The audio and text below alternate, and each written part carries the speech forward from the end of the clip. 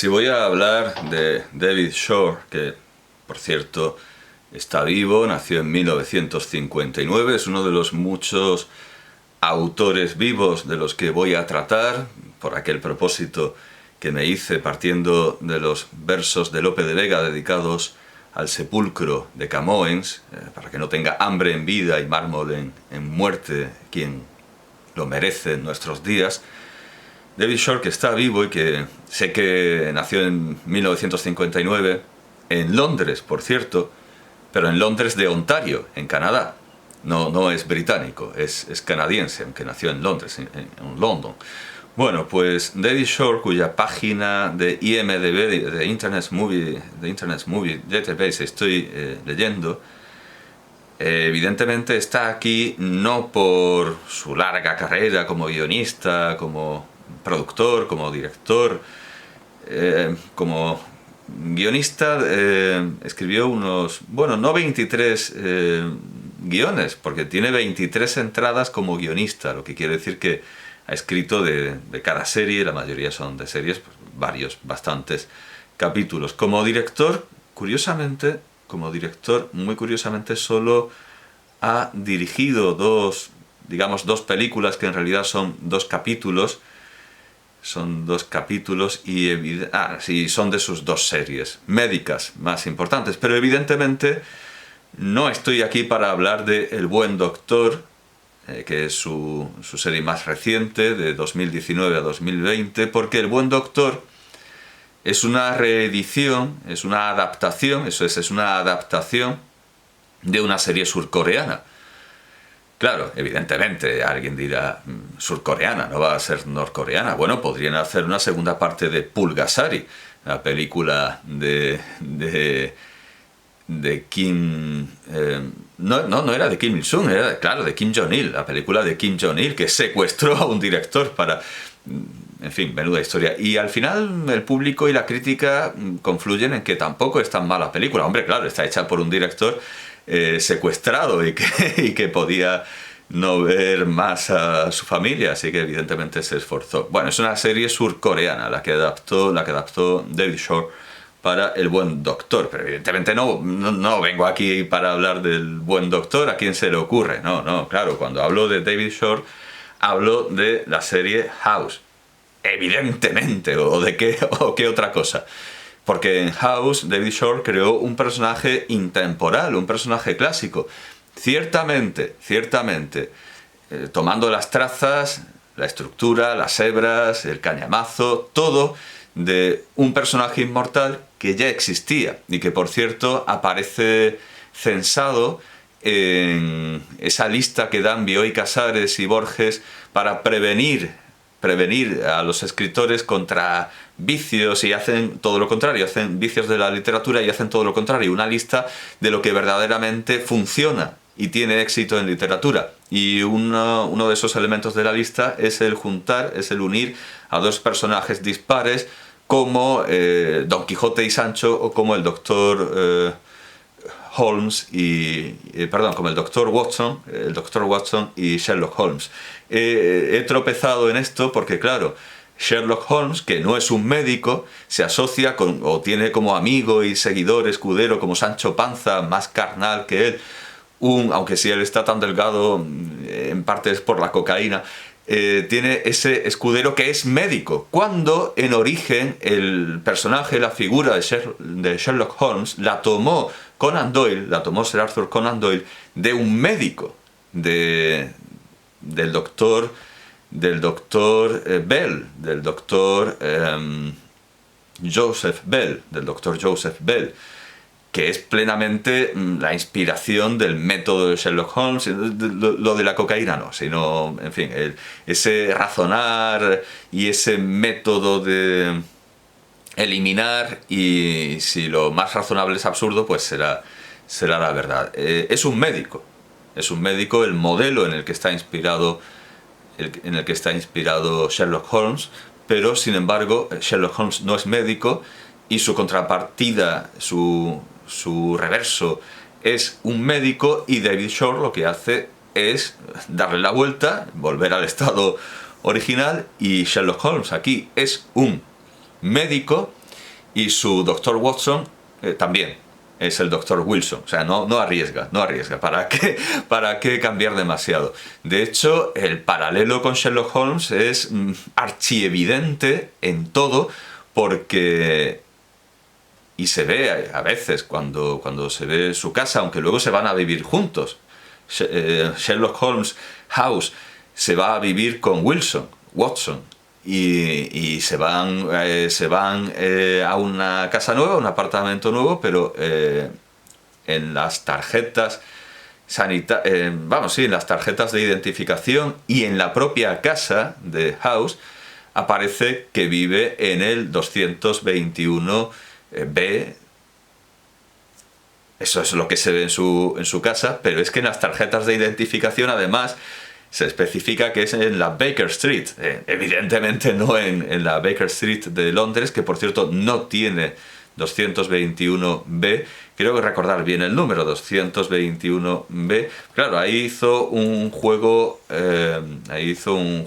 Conan Doyle, porque evidentemente esa división, esa partida no existe, y naturalmente a esa dirección llegaban cientos y miles de cartas, porque era una cosa que parecía muy real, y los lectores inspirados pues querían franquear esa barrera entre la ficción y la realidad, que en España se atribuye a Cervantes haberla roto, pero antes la había roto Diego de San Pedro. Y luego, naturalmente, Unamuno y tantos otros, pero es algo que no inventa Cervantes, aunque el gran mago de esa ruptura entre realidad y ficción es, desde luego, Cervantes, ese gran y extraño demiurgo que aparece en el Quijote en la primera parte como un capitán español. Ahí se cuenta su historia, aunque ya digo, eso ya había pasado con Diego de San Pedro, que se cartea con el personaje de su novela. Bueno, House es un médico. Es un médico como lo era el doctor Joseph Bell.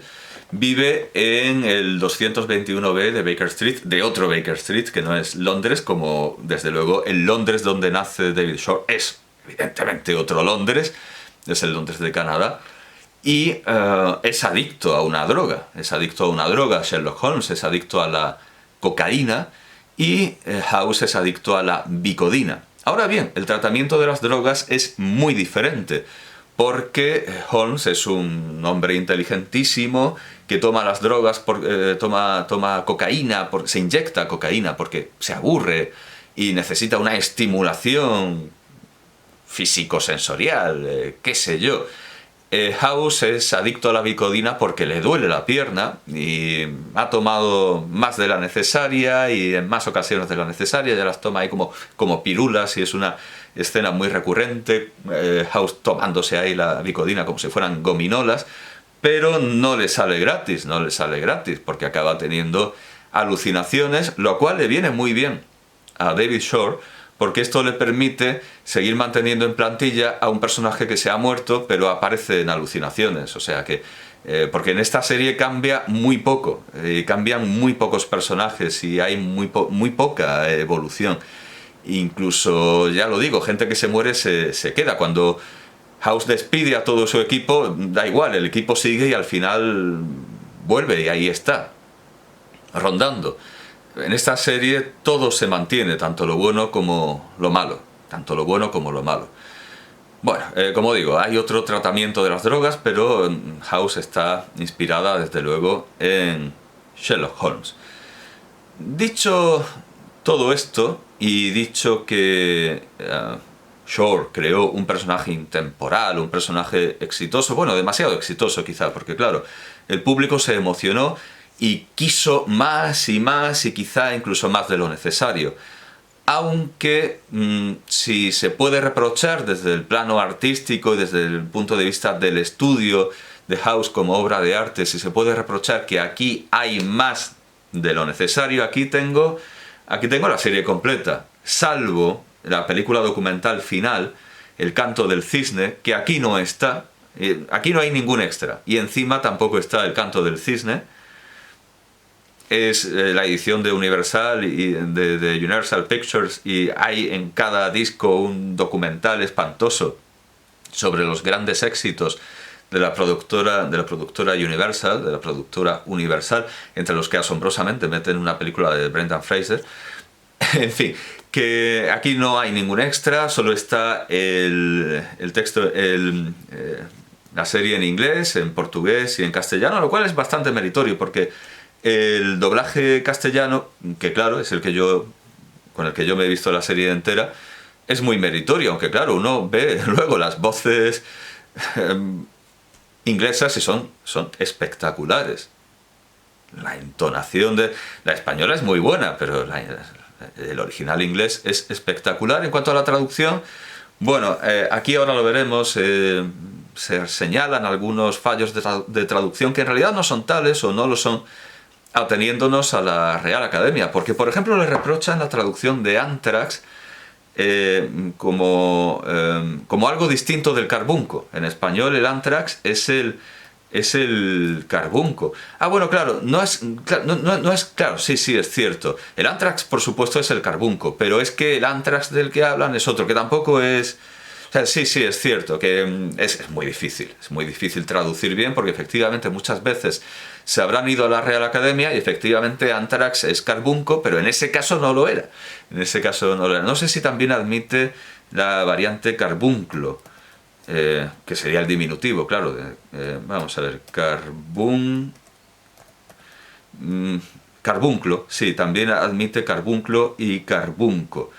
Me hizo mucha gracia, estaba comentando el otro día con programadores, que Stallman fue asaltado por unos admiradores españoles que querían que cambiara, que la Real Academia Española cambiara la definición de hacker, que está en la Real Academia, parece ser, imagino que como delincuente o algo así, pero resulta que la página de la Real Academia no funcionaba en Linux.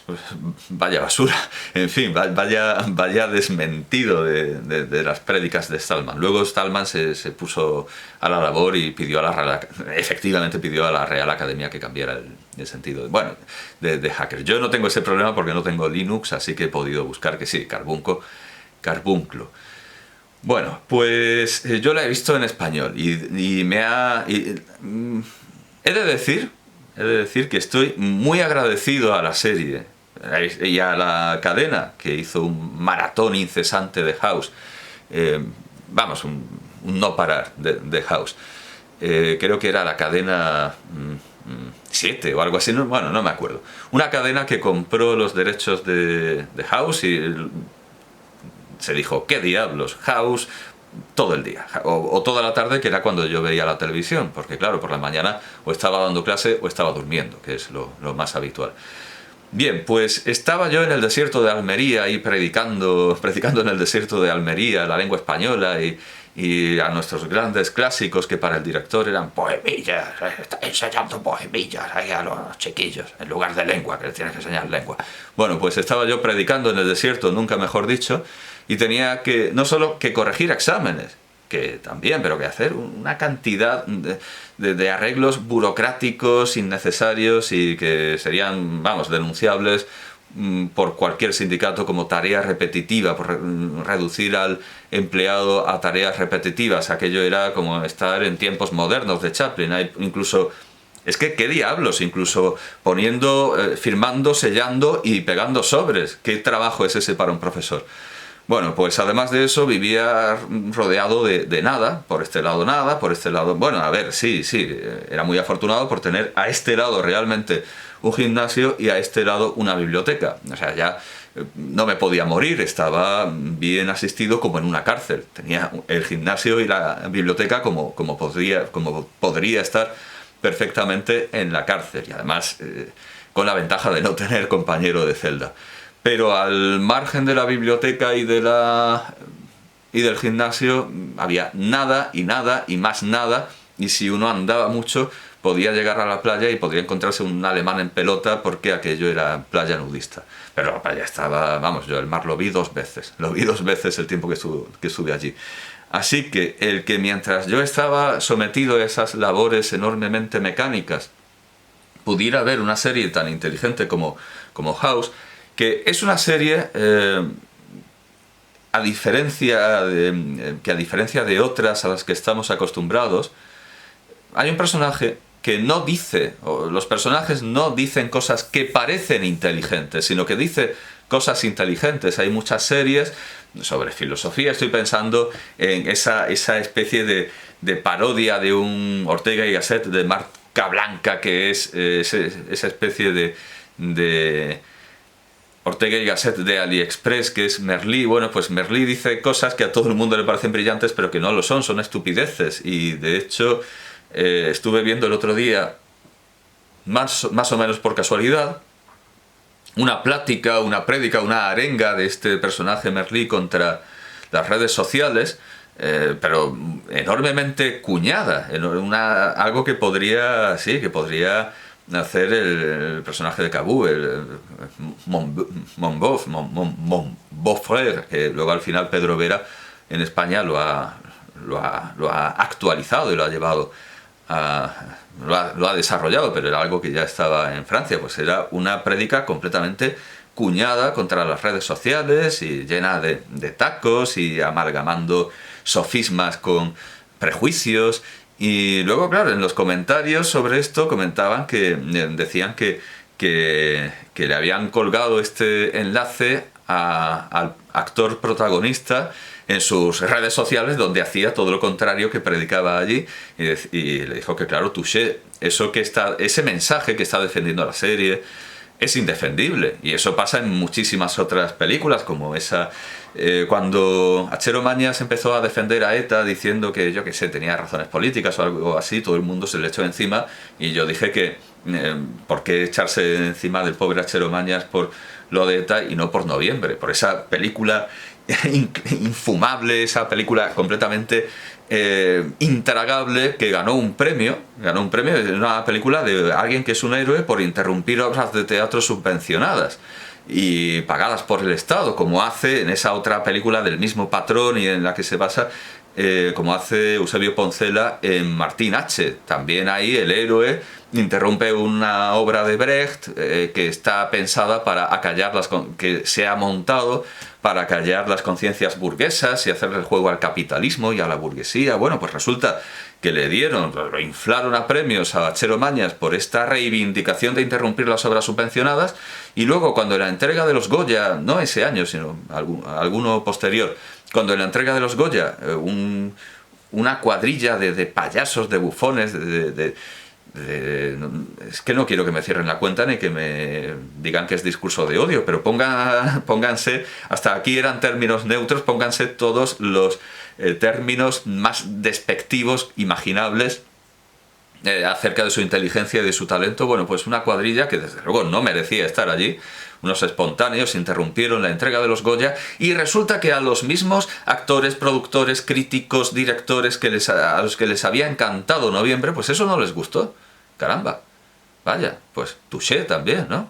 Vaya, estamos acostumbrados a series que nos dicen estupideces y cosas optimistas que no van a ningún lado, y el pesimismo radical de House tiene bastante más que ver con la verdad, tiene bastante más que ver con cosas que se pueden tomar en serio y pensar como adultos, que la inmensa mayoría de las bufonadas, chocarrerías, sensiblonerías y ramplonerías a las que nos tienen acostumbrados otras series. Y caramba, al margen de esto, yo digo, House me ha hecho inmensamente feliz, porque estando en el desierto con las manos atadas y la vista atada, no podía leer, no podía hacer otra cosa que poner sellos y tal, me ha dado una especie de... me ha dado una tragedia humana o una tragicomedia humana vastísima desde su principio hasta su final, lleno de conocimientos médicos, de reflexiones filosóficas. Me ha hecho inmensamente feliz cuando podría haber estado en realidad como en prisión, así que me ha resultado enormemente liberador. Pero claro, al ver ese último capítulo, el canto del cisne, resulta que todo el mundo confluye en que es una serie enormemente moral, benéfica, y que ha hecho felices a una cantidad inmensa de personas, porque cuando digo que se han hecho demasiados capítulos, no sé por qué me interrumpí, pero estaba diciendo que desde el punto de vista artístico, desde el punto de vista del estudioso que quiera acercarse a House como obra de arte y analizarla, examinarla, aprender de ella, para quien quiera aprender de House, la serie dura mucho y al final, como dice el asesor médico de este libro, que ahora comentaremos, pues al final se va desligando completamente de la medicina y va tendiendo más a lo inverosímil, no del todo, pero va tendiendo más a lo inverosímil. Hay demasiados capítulos. Desde una perspectiva científica, para quien quiera aprender algo del mundo médico a través de esta serie, como artística y filosófica. Sin embargo, resulta que cuanto más dinero tenían, pues evidentemente más gastaban y más cosas delirantes se les ocurrían, y ponen como ejemplo bastante paradójico en cuanto a felicidad la construcción de un barco negrero. Les dio para construir un barco negrero para representar el origen de una enfermedad que se había preservado, que tenía paralelo en nuestros días. Construyeron un barco negrero y claro, todos confluyen en decir, todos concuerdan en que cuanto más gustaba al público, más dinero gastaban, más empleos pagaban. Al final incluso es el propio Hugh Laurie el que hace el cálculo de que o subraya el hecho de que se hayan pagado claro, puesta una detrás de otra, unos 500 años en horas de trabajo. Se han pagado horas de trabajo que puestas una consecutivamente detrás de otra, al final son 500 años de salario, 500 años de empleo, y los trabajadores estaban entusiasmados. Es una serie que, si al principio a lo mejor alguien hipersensible o hipercrítico puede considerar que es una indignidad y que ofende a los pobres porque está usando material quirúrgico real y material médico real para una ficción y no para lo que está diseñado, bueno, pues en realidad no ha sembrado más que el bienestar económico y la felicidad entre una cantidad ingente de obreros que no hay que pensar en ellos como pobres, precisamente porque les han pagado esas 500 horas de trabajo, esas 500 horas de salario. Es una serie que no ha hecho caridad con los pobres porque ha evitado que hubiera pobres, porque ha mantenido a muchos trabajadores que están todos entusiasmados. Al mismo tiempo, los espectadores estaban entusiasmados porque efectivamente querían más y más y querían más capítulos y ver más horas de House. Los anunciantes, sí, básicamente son los anunciantes los que mantienen una serie. De hecho, en este último capítulo o documental, El canto del cisne, lo que vemos es una motocicleta el código de circulación distingue entre motocicleta y ciclomotor. Una moto de competición con el sello de Repsol. O sea, imagino que Repsol habrá, o quizá no, a lo mejor solo ha cedido la moto de competición. Bueno, bastante curioso que se meta ahí una empresa española el último día de manera tan fulgurante y tan desvergonzada. Bueno, pues Repsol estará encantado. Sobre la moral de Repsol ya podemos dudar un poco más, pero caramba, sobre la moral de las productoras y de las cadenas de televisión, caramba, es una serie que ha resultado beneficiosa para todos, pero es que no solo eso. Había un capítulo que me interesaba subrayar. Ahora, desde luego, yo diré qué capítulos me interesan más y cuáles recomiendo, pero había un capítulo que me interesaba especialmente, y resulta que